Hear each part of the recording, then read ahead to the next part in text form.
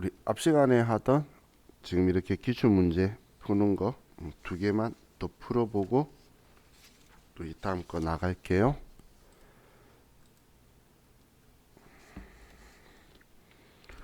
(587페이지로) 가서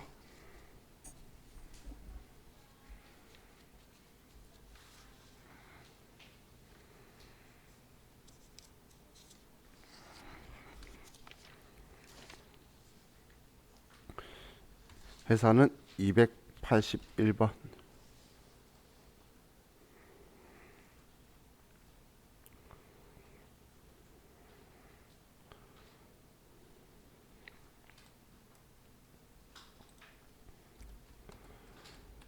도봉산업 선택하셔야 되고,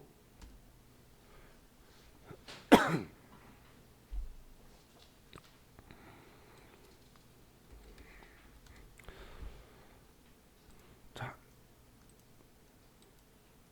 준비되셨죠?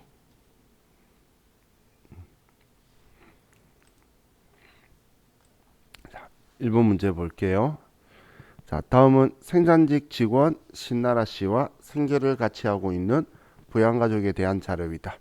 신나라 씨를 사원 등록하고 기본 입력 사항은 생략하되 세부담이 최소화되도록 부양가족 명세에 입력하시오. 단 부양가족 모두 부양가족 명세에 등록 후 기본 문제 대상자가 아닌 경우 부로 표시하시오. 자, 이번에는 우리 생산직 직원이고, 그리고 올해 입사를 했고, 문제에선 특이한 점이 없네요. 자, 그럼 이제 아래쪽 부양가족 정보를 보면, 자, 본인은 남자니까 그 외 특이한 사항이 없고, 자, 배우자 오연지는 복권 당첨금이 1억이 있어요. 자, 1억이 있으면 복권 당첨금이 있으면 복권 당첨금은 무조건 분리과세라 그랬죠. 그러면 소득 금액이 없기 때문에 오연지는 배우자는 나이 제한 없으니까 기본 문제 대상이 될 거고, 자, 본인 어머니 박순래는 나이는 70세시네요. 그런데 총급여 300만 원에 양도소득 금액이 20만 원 있어요. 그럼 지금 월급만 있는 게 아니고 다른 소득이랑 같이 있죠. 다른 소득과 같이 있기 때문에 그럼 총급여는 근로소득공제 70%를 적용을 하면 30%가 근로소득 금액이니까 근로소득 금액이 90만 원이죠. 그죠?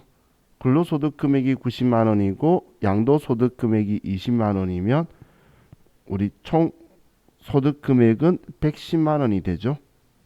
그럼 100만 원이 넘으시기 때문에 어머니는 기본공제 대상이 안 되겠네요. 왜 안 되는지 이해가시나요? 근로소득 공제 70% 적용을 받아야 되니까 지금 안 되는 거예요. 70% 하면 근로소득 금액이 90만 원이 되니까, 그럼 양도소득 금액하고 합치면 110만 원이라서 100만 원 초과를 한 거예요. 자, 다음 동생은 이제 장애가 있죠. 그럼 동생 일반적으로 시험 문제 나오는 동생은 당연히 나이는 20세하고 60세 사이에 있을 거예요. 그럼 나이에는 문제가 걸리는데 장애가 있는 순간 나이 제한을 무너뜨렸죠. 하지만 퇴직 소득 금액이 4천만 원 있어요. 그럼 소득 금액이 100만 원 훨씬 넘어갔죠. 그렇기 때문에 동생도 안 되게 되겠죠. 내년에는 퇴직금이 없으니까 소득이 다른 게 특별한 게 없다면 기본문제 대상이 될 수 있겠지만 올해는 어떻게든 안 되겠네요. 자, 자녀 신아름은 딱 20살인데 일용 근로소득 금액이 1,000만 원 있어요. 일용 근로소득 금액은 우리는 무조건 분리과세니까 소득 금액이 없죠. 그럼 20세까지는 되니까 기본문제 대상이 될 거고, 자녀 신보름은 우리는 올해 출생했네요. 둘째고, 그러면 기본문제 대상이 되겠어요. 자, 그럼 이제 내용을 파악했으니까 급여 자료 입력에 가서 신나라 씨 201번. 자, 본인 주민등록번호 아래 표에 있죠.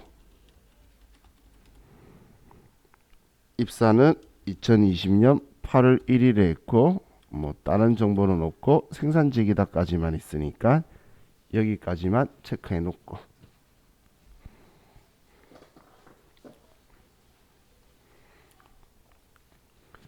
다음 부양가족 명세로 가서 본인에 대한 특이점은 없었고, 자 그럼 배우자 3번 오연지는 주민등록번호, 자 복권 당첨금은 무조건 분리과세라서 소득 금액이 없고, 어머니 박순래는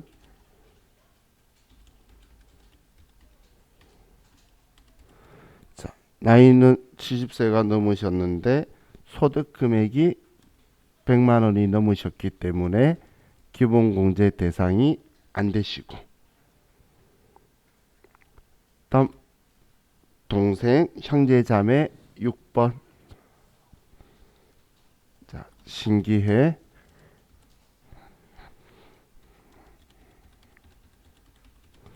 자 동생은 장애가 있지만 퇴직 소득 금액 때문에 안 되죠. 다음 자녀 4번 신아름.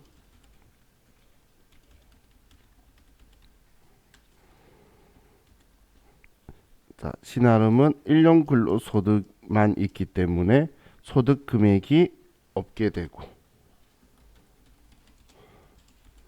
신보름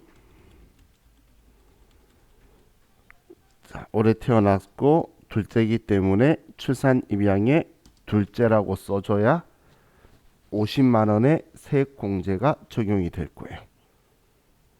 첫째라고 하면 30만 원 세액공제가 되기 때문에 우린 둘째라고 체크를 해줘야지 50만 원 적용을 받을 수 있겠죠.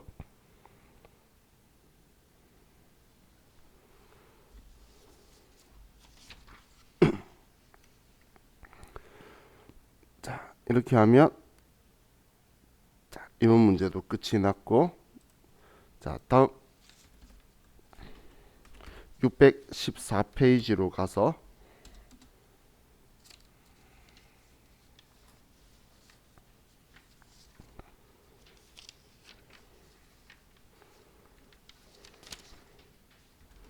회사는 284번.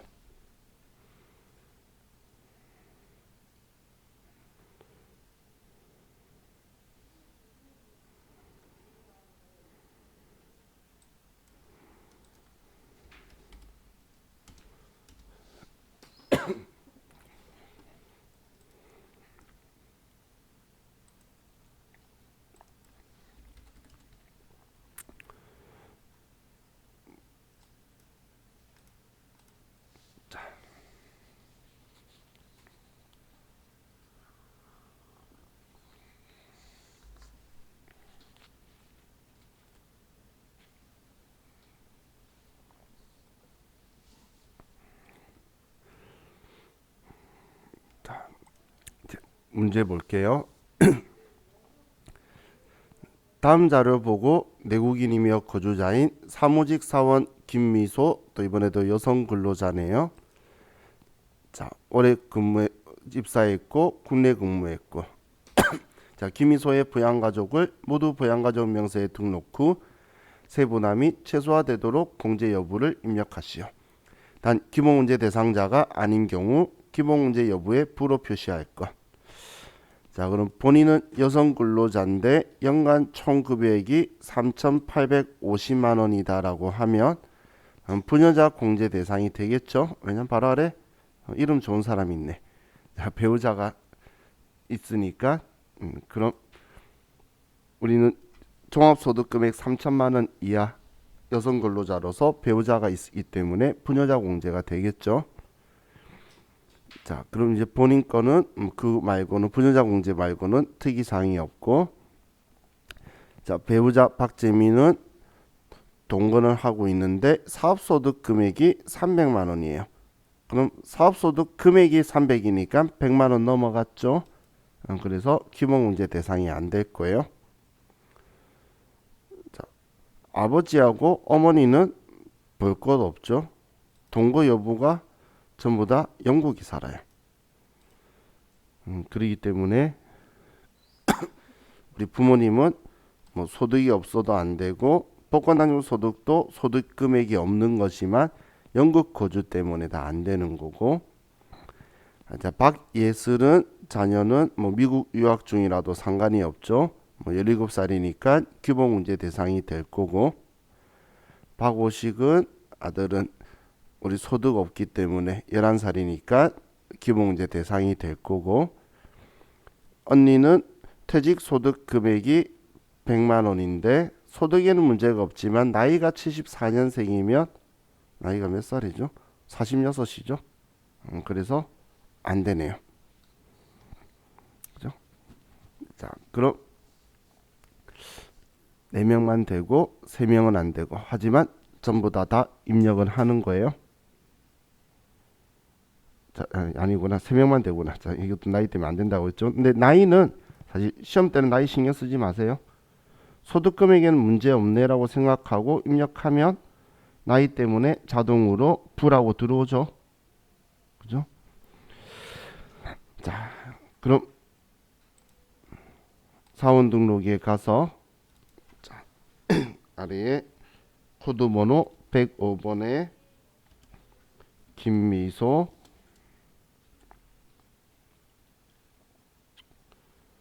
자, 주민등록번호,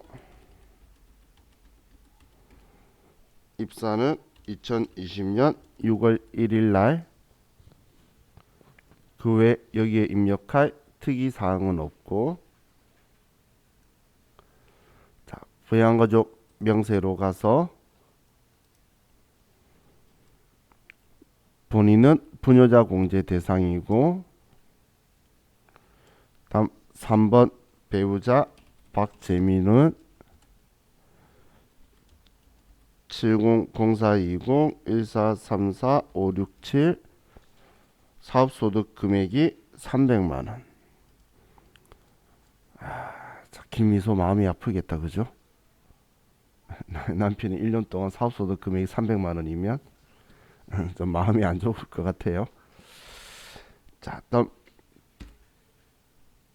김송호 아버지는 본인의 아버지 소득자의 직계종속 1번,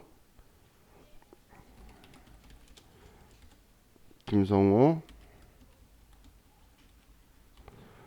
아버지는 영국에 거주하시기 때문에 안 되고, 어머니 유미영 씨도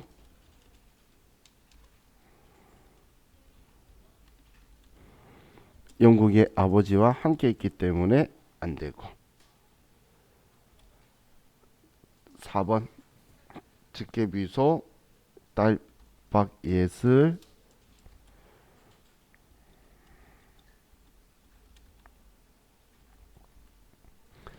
딸 박예슬은 미국 유학 중이라도 생계 유무는 크게 신경 안 써도 되죠. 직계비속은. 박오식,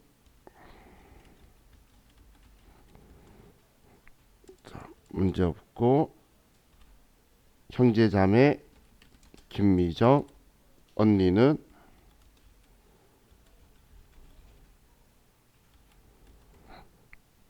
나이 때문에 자동으로 부라고 들어와 있죠.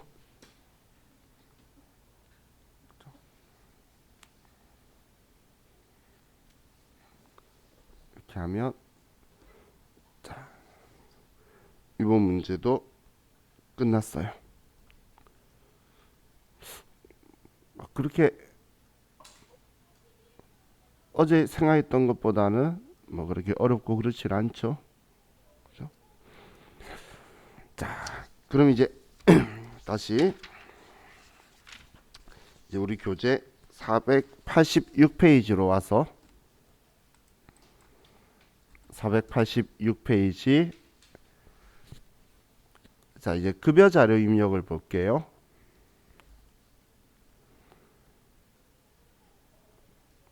자, 그리고 회사는 3005번 그대로 미래산업으로 가서 이제 방금 입력한 사람들의 급여를 이제 입력을 할 건데, 자, 지금 여기 문제가 조금 별로 안 좋아요. 문제가 질 안 좋은데 기출 문제 풀 건 상당히 많기 때문에 오늘 계속 월급만 줄 거예요. 이제 그래서 자, 일단 그래도 뒤에 연말정산이 근로소득 결정세액 내려 그러면 월급 중개세야 세금이 산출이 되겠죠. 그래서 데이터만 그냥 형식적으로 우리가 집어넣고 그리고 메뉴만 설명을 하고 기출 문제를 가지고 제가 지금 더 설명을 할게요. 자, 그럼 먼저 급여 자료 입력 메뉴를 클릭하시고 급여 자료 입력,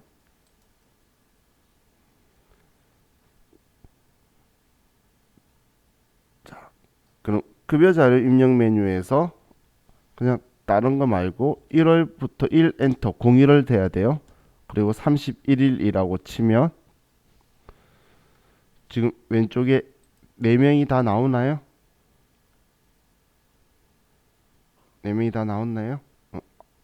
한 명이라도 안 나왔으면 그 사람 입사 안 시킨 거예요. 입사일자 안 쓴 거예요. 다 나오셨으면 잘 하셨고, 자, 그럼 지금 우리 이 왼쪽에 있는 게 수당 내역이라고 해요. 이 사람한테 어떤 항목으로 돈을 주고 있다. 그럼 지금 우리가 하려고 하는 것 중에 하나가 이 수당 내역에서 과세다 비과세다 이걸 우리가 설정을 할 거고, 또 오른쪽에는 이제 공제 항목 이거 빼고 줄 거라고 쓰는 거예요. 그럼 일반적으로는 4대 보험만 빼지만 만약에 가불에 갔으면 가불이라든지 아니면 회사 상조회비라든지 뭐 주차비라든지 뭐 이런 것들도 있겠죠. 뭐 회사 대출금이라든지 기부금이라든지 이런 거 있으면 여기에 항목을 낼 거예요. 그리고 매년 한 5월경 되면 건강보험료 청산도 하죠. 1년치 건강보험료가 늦게 산정이 종합소득 신고하고 늦게 산정이 되다 보니까 올해 거에 대해서 소급해서 정리하는 건강보험 정산이라든지 이런 것들 항목은 여기 공제에서 가감을 할 거라는 거예요. 그럼 왼쪽이 급여 주는 건데 지금 이 두 곳에 있는 항목을 작성하는 곳이 여기에 수당공제라는 곳이에요. 이 좌측에 수당공제라는 곳 있죠. 자, 이게 우리 K랩 프로그램은 이렇게 진입한 상태에서도 들어가지는데 누르면, 그런데 스마트 A 같은 경우는 이 상태에서는 안 되고 지금처럼 제가 날짜 클릭하면 얘가 지워줬죠. 그래서 급여 입력하는 항목으로 들어가기 전에만 활성화되고 작성하고 열어야지 그게 반영되는 방식으로 되어 있어요. 자, 그럼 수당공제를 가면 자, 위쪽엔 수당 등록, 아래쪽에는 공제 등록 이렇게 위아래 두 개로 나눠져 있어요. 그럼 이 수당 항목들이 있는데, 자, 이 수당 항목은 지금 1000번대 코드가 되어 있는 건 우리 K랩에만 있는 건데 기본적으로 얘를 넣어뒀어요. 기본적으로. 그런데 자, 여기에서 식대 같은 경우에는 우리 전 직원이 대상이겠죠. 그래서 구내식당을 뭐 무료로 제공을 하고 있는데 식대를 주면 비과세가 아니고 과세잖아요. 그럼 우리는 지금 기존에 입력되어 있는 이 1000번대 코드는 수정이 안 돼요. 그렇기 때문에 아래 칸에다가 빈칸에 과세라고 해서 식대라고 만들어줘야 돼요. 그리고 이걸 지워줘야 된다는 이야기예요. 근데 만약에 지금 제가 안 지우고 지금 확인을 눌렀어요. 자, 이건 화면만 보시면 그러면 이 사람의 식대가 2개가 나왔죠. 자, 그럼 기존에 있던 위에 그 식대는 비과세니까 제가 15만원이라고 쓰면 10만원은 비과세, 5만원은 과세라고 들어오죠. 그런데 여기 아래에 제가 과세라고 만든 거에 20만원이라고 쓰면 얘는 전부 다 과세에 들어와서 20만원이 들어오죠. 그럼 이렇게 2개가 있으면 안 되겠죠. 회사에서는 뭐 누구는 밥 주고 누구는 안 주고 이런 거 없을 거잖아요. 일괄 적용이기 때문에 그래서 얘는 사용하는 것만 가지고 우리가 얘 기존에 있는 비과세는 사용 안 한다라고 부라고 선택하는 거예요. 그럼 지금 제가 새로 만든 거는 2000번대로 만들어지죠. 이런 식으로 자가운전 보조금도 비과세면 이걸 쓰고 비과세가 아니면 여기 과세로 자가운전 보조금을 만들 거예요. 만들어 줄 거예요. 자, 그리고 우리 비과세 항목들도 육아수당이라는 게 있죠. 그럼 육아수당은 여기에 기본적으로 만들어 둔 곳에는 없다는 거예요. 기본적인 곳에는. 그러면 여기에서 2번 비과세라고 해서 F2번 누르면 비과세는 비과세 코드 번호까지 같이 기록을 해야 되기 때문에 여기에서 육아수당이라고 치면 육아수당이 있어요. 그럼 이 육아수당이라고 해서 Q01번이 선택을 하면 이제 얘는 지급하는 게 비과세라고 나올 거라는 거예요. 그리고 또 우리 예를 들어서 기업부설연구소다. 연구비에 대한 거다. 그럼 연구라고 하면 연구보조비 기업연구소라고 있죠. 이걸 선택을 해서 만들 거고 또 비과세에서 우리 국외근로. 그럼 국외근로는 우리는 100만 원짜리라고 했죠. 그럼 여기에서 이렇게 만들어 줄 거라는 거예요.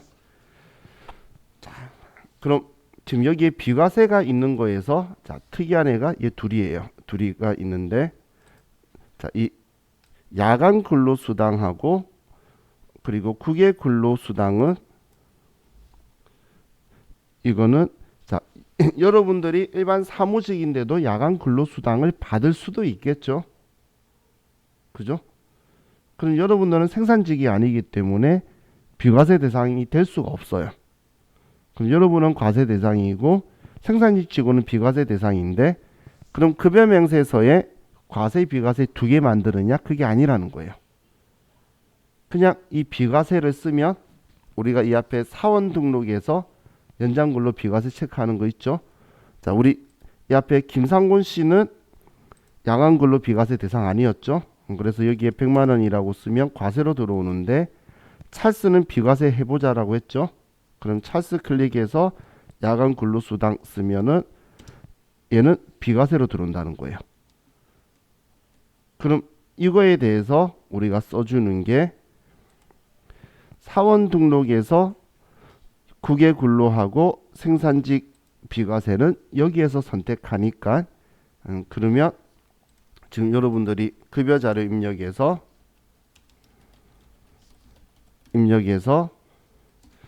우리 국외 근로하고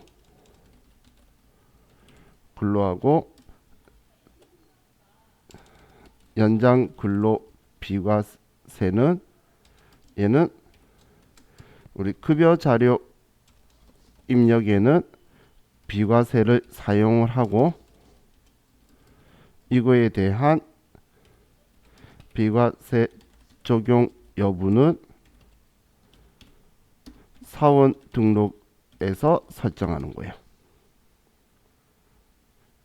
그냥 비과세만 사용을 할 거고 있으면 비과세를 쓰는데 비과세 적용 여부는 사원 등록에서 하는 거. 이 두 개를 제외한 나머지는 방금 거기 수당공제에서 전부 다 적용을 할 건데 이 두 종류만 여기에서 할 거라는 거예요.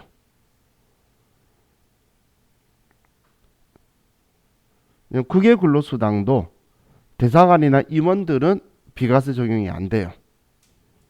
임원들이나 이런 사람들은 외국에 가도 비과세 적용을 안 해줘요.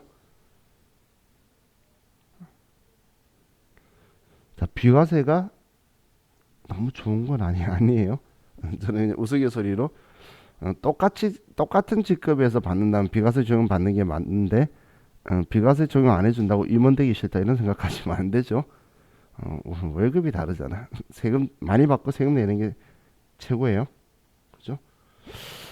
자, 그럼 이 두 가지의 특이점만 좀 주의하시면 그냥 주의라기보다는 기억하시면 그럼 이 자가운전 보조금이나 뭐 식대라든지 이건 과세다 비과세다 이걸 이렇게 만들어 줄 거고 그럼 나머지 지금 비과세에서 본 적이 없는 것들은 전부 다 1번 과세로 해서 만들어 주면 돼요.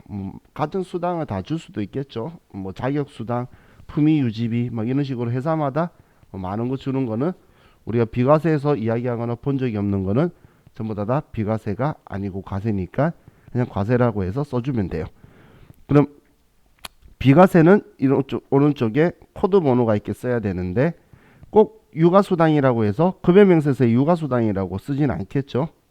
뭐 써는 것도 있지만 안 쓰는 것도 있는데 지금 왼쪽에 보이는 글자가 급여명세서에 보여지는 글자예요. 그래서 뭐 똑같이 쓰고 싶으면 왼쪽에 있는 글자를 수정을 하면 이 급여명세서 여기에 보이는 글자가 똑같이 나오게 될 거예요. 자, 그럼 지금 아래 공제도 있는데 지금 공제에서 학자금 상환에 여라고 되어 있는데 공제 쪽에 학자금 상환이 안 떠 있을 거예요. 그죠? 이 학자금 상환도 여라고 되어 있어도 상관이 없는데 이건 우리 추가 사항에 보면 학자금 상환 공제 여부라는 체크하는 쪽이 있어요. 여기에 여라고 된 사람만 걔가 등장할 거예요. 아니면 이제 얘가 등장 안 하기 때문에 여기엔 얘가 있어도 상관이 없어요. 그럼 추가로 할 때에 자 우리 은행에 그 회사에 대출 받은 게 있죠. 그러면 대출금에 대해서 하면 공제소득 유형을 F2번 눌러서 대출이다 라고 선택할 거고 뭐 상조 회비가 있다. 이거는 특별한 코드가 없겠죠. 그럼 F2번 눌러서 기타라고 할 거고 기부한 거에 대해서 나중에 자동으로 정산되도록 하련다. 그러면 여기에 뭐 기부금이다. F2번 눌러서 기부금 이런 식으로 만들어 주는 거예요. 이렇게 만들면 오른쪽에 이 항목들이 생성이 되죠. 그러면 여기 공제에서 빼고 나머지 지급할 거다라고 나올 거라는 거예요.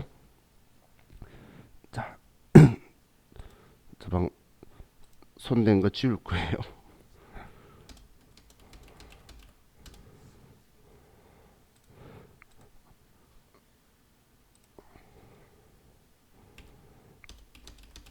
자, F5번 엔터 친 거예요.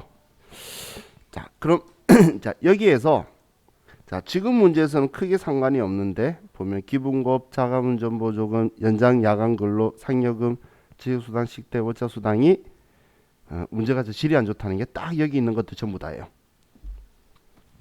여기 있는 게 전부 다이기 때문에 뭐 쓰고 안 쓰고 막 할 필요 없는데 이제 우리 뒤에 바로 이제 기출 이거 풀고 나서 기출 문제를 풀면 사용하지 않는 건 지워래.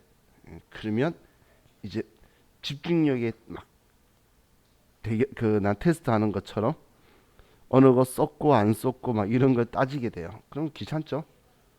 책을 기준으로 할 거냐 컴퓨터를 기준으로 할 거냐 이런 기준이 나오는데 저는 그냥 책을 기준으로 책과 똑같이 얘를 순서로 만들어 버리고 나머지 아래쪽은 안 쓴 건 전부 다 풀어 한 방에 날려버려요. 그게 제일 편하더라고. 그리고 시험에서 월정액 여부를 말하면 정기 부정기 체크할 거고 아무 말 없으면 얘는 신경 안 써도 돼요. 근데 이게 정기 부정기는 어떤 의미가 들어가냐면 그 월정액 급여 산정할 때 들어간다 안 들어간다 체크가 돼요.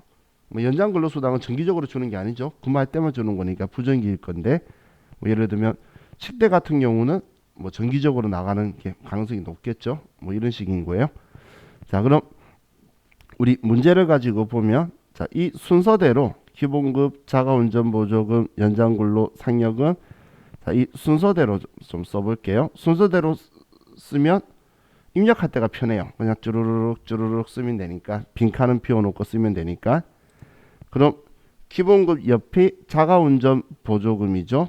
근데 얘 자가운전으로 보이고 싶으면 여기 글자를 그냥 자가운전이라고 바꾸면 그러면 보여주는 건 우리 급여명세서가 똑같이 보인다는 거예요. 그리고 기본급 다음에 보이려면 여기 오른쪽에 화살표가 있죠. 이 화살표로 위아래로 움직여져요.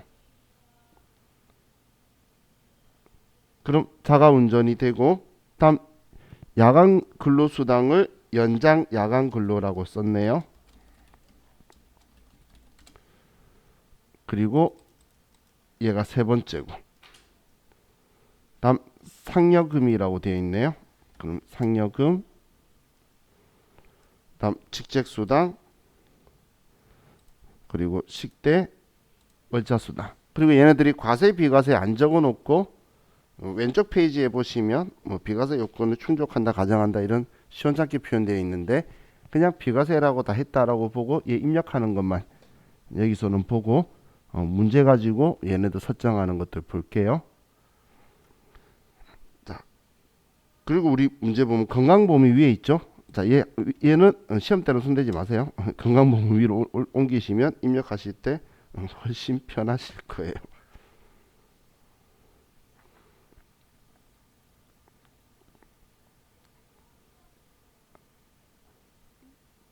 자, 이 순서는 꼭 맞춰야 되는 거 아니에요. 제가 입력하기 편하려고 그리고 나중에 입력하면 할 필요 지워야 되는 거 구분할 때 편하기 때문에 저는 이런 방법을 쓴다는 거고 여러분은 어, 딱딱 구분이 눈이 잘 되는 사람들 있죠. 얘는 맞고 아니고 그런 분들은 그냥 있는 상태에서 사용 여부를 여부하면 돼요. 지금은 다 쓰는 거니까 자, 이 상태에서 확인. 자, 그럼 누구한테 100만 원 줘놨어? 자, 이제 김상곤 씨부터 자, 1월 30일이 돼 있죠. 자, 이 급여 내역 보고 1월 달만 쓰세요. 2월 달 쓰지 마세요. 그 쓸데없는 짓이에요. 1월 달만 써서 제가 복사해 버릴 거예요. 그렇기 때문에 1월 달만 쓰시고 1월 달만 여기 적혀 있는 대로 뭐 200만 원, 60만 원, 30만 원, 40만 원, 20만 원, 10만 원, 9만 6천 원, 14만 원 이렇게 쓰면 편하기 때문에 그냥 맞춘 거예요. 시험 때는 사람 한 명 입력할 거예요. 많이 해봐야 2명이에요.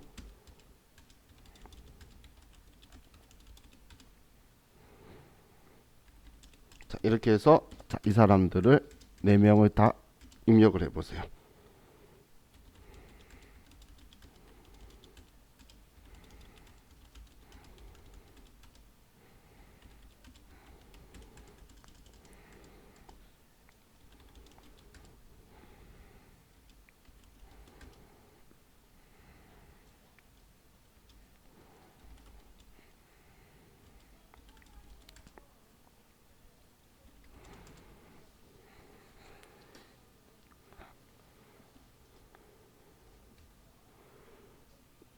자, 찰스는 뭐 소득세가 나오시는 분 있어도 신경 쓰지 마시고 이 데이터는 신경 쓰지 마시고 그냥 쓰세요.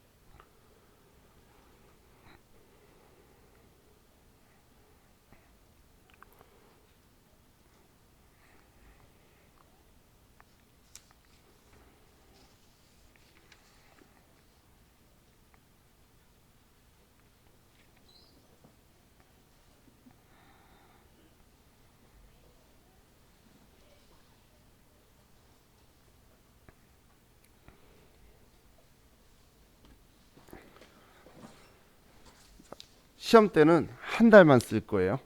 여러 달 쓸 일 없으니까 지금 하는 건 뭐 기억 안 하셔도 돼요. 지금 하려는 작업은 자, 위에 지급일자라는 버튼 있죠. 이건 우리 뒤에 다른 이제 문제를 풀기 위해서 데이터를 넣을 거예요. 그럼 지급일자를 클릭하시고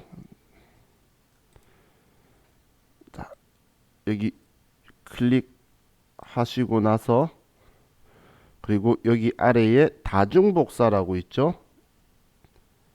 다중복사. 자, 이 버튼을 클릭하시고 다중복사 클릭하고 자, 귀속을 1월부터 12월 1번 당월 지급. 자, 이렇게 써보세요.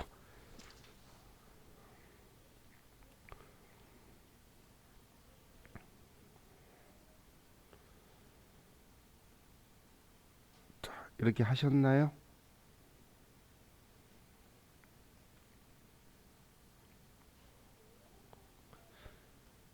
오케이. 자, 그럼 이제 복사 누르고 이해라고 하시면 12월 달까지 일단 복사가 될 거예요.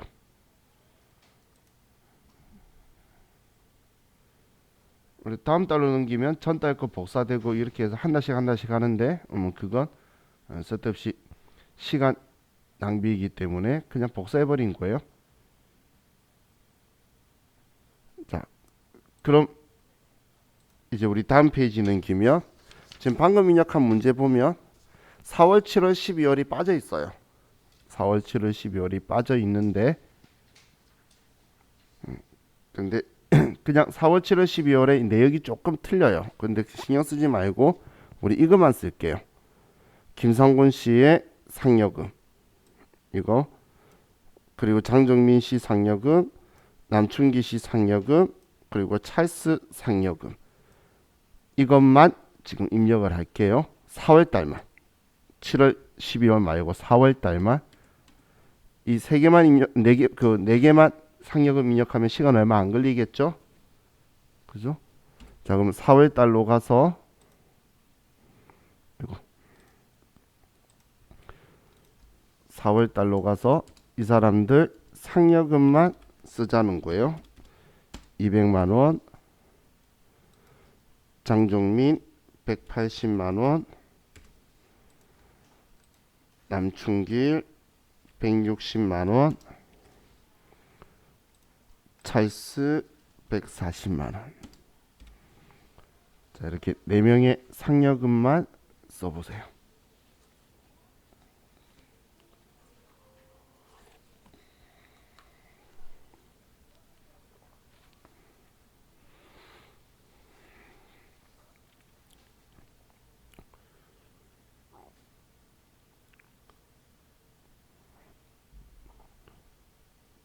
미진 씨, 잘 되고 있죠? 열심히 눈빛을 보고 있어요. 지금 잘 되고 있는지.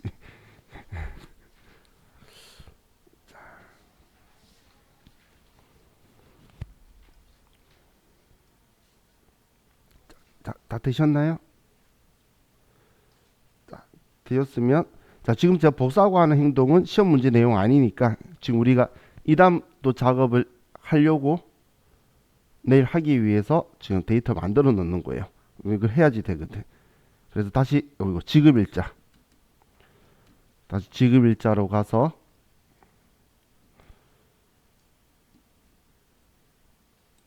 자, 이번에 잘 따라 하세요. 지금 4월달 급여가 틀려졌죠? 그죠? 4월달 급여가 틀려졌죠? 좌우 금액이 좀 틀려도 신경 쓰지 마시고 일단 다른 달이랑 틀리잖아. 방 상여금 넣으니까. 그죠?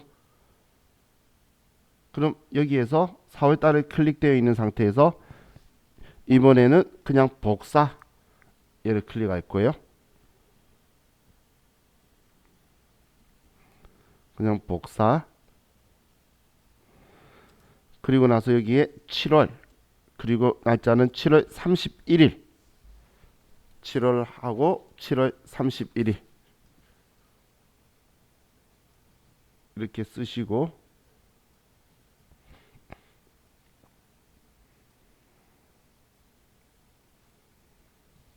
그리고 복사, 그리고 지우겠다 하면 예,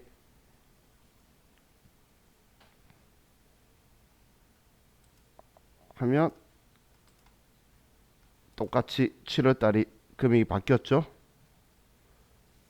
그럼 똑같이 예, 12월 달도 자 7월 달 들어가 있는 상태에서 복사.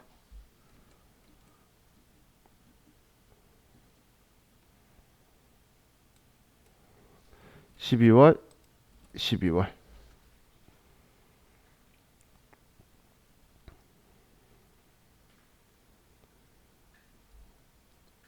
이렇게 해서 복사.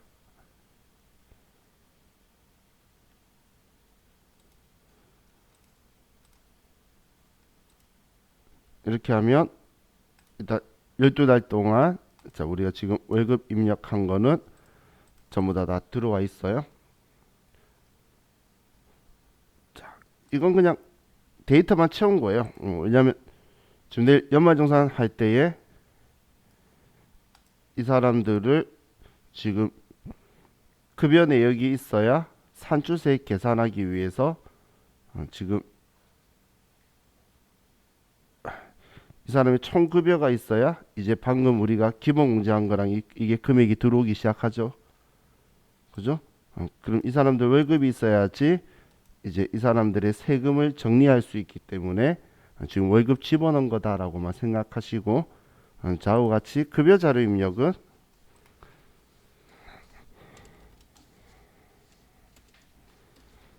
자 기출 자 문제를 할 건데 제가 자 기출 문제 회차 안 쓸 거예요. 왜냐면 15개 중에 앞에 했던 3개 빼고 전부 다 있어요. 그렇기 때문에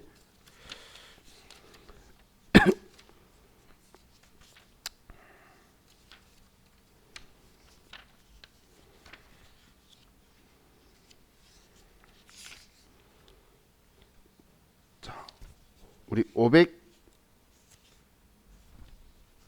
525페이지로 갑시다. 525페이지 525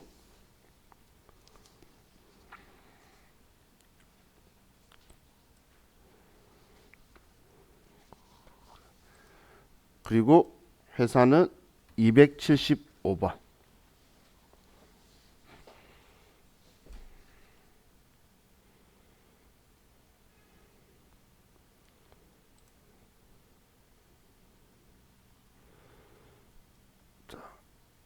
회사는 275번 교재는 525페이지 또 얘도 다음 회차에 또 있고 그 다음 회차에 또 있기 때문에 그냥 회차를 넘어갈 거예요.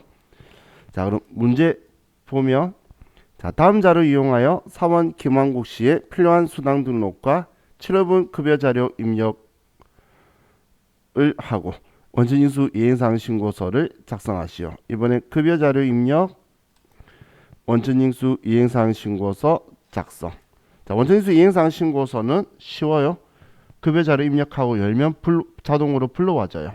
급여 자료 입력을 하면 되고 그렇기 때문에 보면 금방 아실 거예요. 그럼 우리 급여 자료 입력이 가로에 보면 수당 등록 및 공제 항목은 불러온 자료 무시하고 아래 자료에 따라 입력하며 사용하던 수당 이외의 항목은 불호 체크할 것. 안 하는 건 지우라는 이야기죠.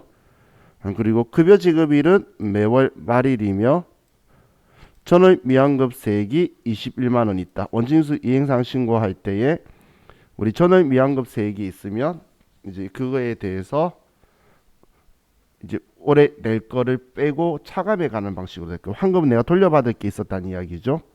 자 그리고 원진수 이행사항 신고는 매월 작성이며 김왕국 씨의 급여 내용만 반영할 것. 한 사람만 있는 거예요. 그럼 자 여기에서는 수당들이 있고 공제 항목이 있는데 수당 중에서 식대 육아 수당은 비과세 요건을 충족하지만 출퇴근 수당은 비과세 요건을 충족하지 않는다라고 적혀 있네요. 그럼 식대 육아 수당만 비과세고 나머지 뭐 월차 수당, 출퇴근 수당 뭐 이런 것들은 다 과세란 이야기고 공제에서는 뭐 큰 특이 사항이 없죠. 공제는 특이 사항이 없고 일반적으로 있는 사대보험료하고 우리 소득세가 있으니까 자 그럼 급여 자료 입력으로 가서 먼저 수당 공제로 가서 자 수당을 먼저 보면 자 기본급이 있고 월차 수당은 그대로 과세로 되어 있으니까 이대로 쓰면 되고 식대는 비과세라 그랬으니까 이거 쓰면 되겠죠. 그죠? 그래서 식대 그대로 쓸 거고 자 육아수당은 안 만들어져 있어요. 그럼 육아수당 비과세 요건이 맞다라고 했으니까 2번 비과세 F2번 눌러서 육아수당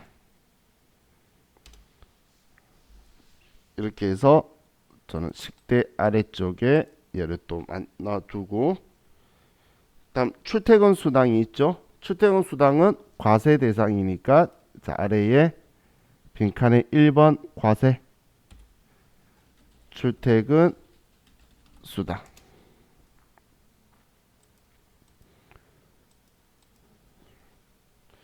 다음 상여. 그럼 나머지 이 세 개는 안 쓰는 거니까 아래 세 개는 부라고 하면 되겠죠. 그럼 얘가 총 6개였네요. 자, 6개 그대로 맞췄어요. 꼭 안 맞춰도 된다라고 했어요. 순서는 맞추실 필요는 없어요. 저는 한 거 안 한 거 이런 거 구분이 안 가더라고요. 그래서 저는 이런 방법을 쓰니까 여러분들 한번 이렇게 안 맞추고 한번 해보세요. 그래서 본인의 편리한 방법들을 찾으시면 돼요. 자, 그럼 공지에서는 특이한 거 없으니까 지금 6개만 두고 나머지는 부라고 했죠. 그럼 확인 버튼 누르고 이제 급여는 7월달 급여고 지금은 7월 31일 김한국 씨죠. 220만 원. 그럼 일단 월급 쓰는 거니까 쭉 쓰면 돼요.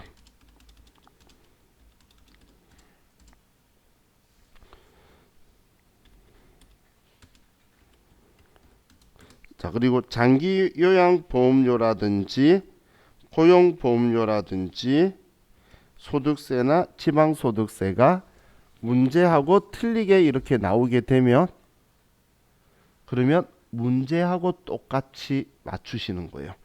그래서 문제에 적혀 있는 공제총액하고 컴퓨터에 입력한 공제총액이 일치하도록 내가 입력해야 된다고 생각하시면 돼요.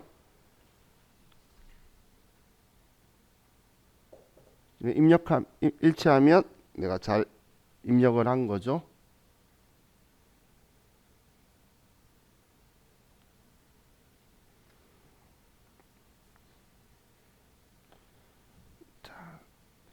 그럼 지금 이 표현을 보세요. 귀속 연월 적혀 있는 게 일한 달 직원이. 그럼 7월달 월급을 언제 지급하냐는 거예요. 뭐 8월 10일일 수도 있고 7월 31일일 수도 있고 그렇겠죠.